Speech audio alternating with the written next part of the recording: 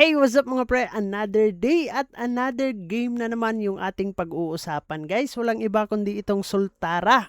So, Soltara is a play-to-earn game, fantasy MMO. Explore kingdoms, battle for glory, and own every item you earn nga daw dito, yung kanilang SOLT or Salt Token. So guys, yung kanilang Salt Token is now live na nga dito sa kanilang Pump.Fun. So dito po natin makikita yung kanilang token kung magkano yung price po dito guys. So play and earn and conquer nga daw ang gagawin natin dito. Master your skills, embrace the journey, become a legend dito, no? So meron silang 5 classes of heroes or character po dito and meron po silang 7 regions, 8 skills dito guys, no? And the Soltara universe, a living world built on the thrill of the game, climb ranks, unlock region, and turn skills into ownership nga daw dito guys. Skill-based combat, true ownership, and earn as you climb nga daw dito. So ito yung kanilang mapa guys, napakalawak ng kanilang mapa. So i-explore natin to mamaya dun sa kanilang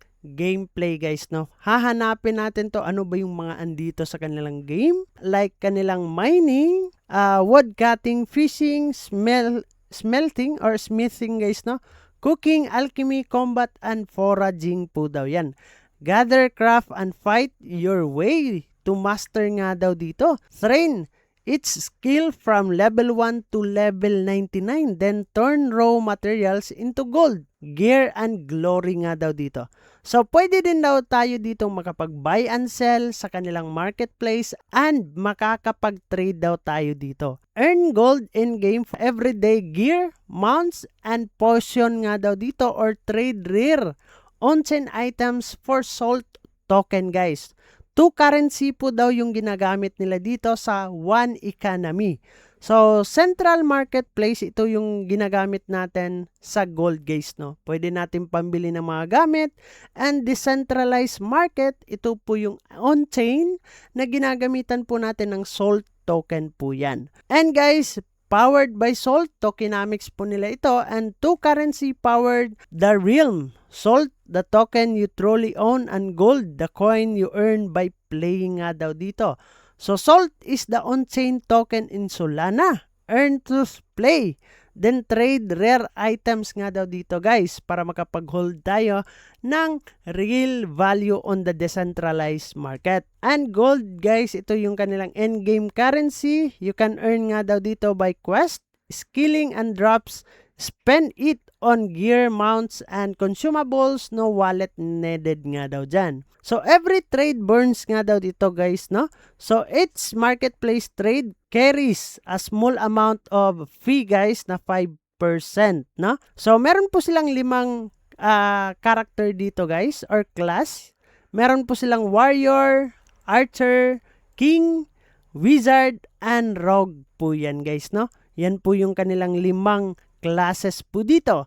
So, adventure together, form a party, join a guild, shared or spoils nga daw yan guys. And meron ditong click the play now para makapaglaro po tayo guys. Click and play now daw tayo dito.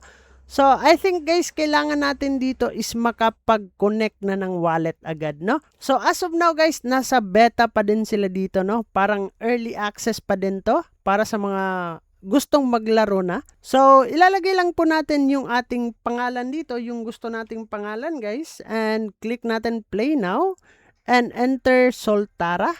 So, click natin and click natin ito guys, oh. And ito na yung ano natin guys. Kailangan lang natin i-connect yung ating wallet po dito. So, sa pag-connect ng ating wallet guys, ay level 3 na po si Dong Ayan dito. Kailangan lang natin suotin yung ating mga gear dito guys, no? Hope so makakahanap pa ako ulit.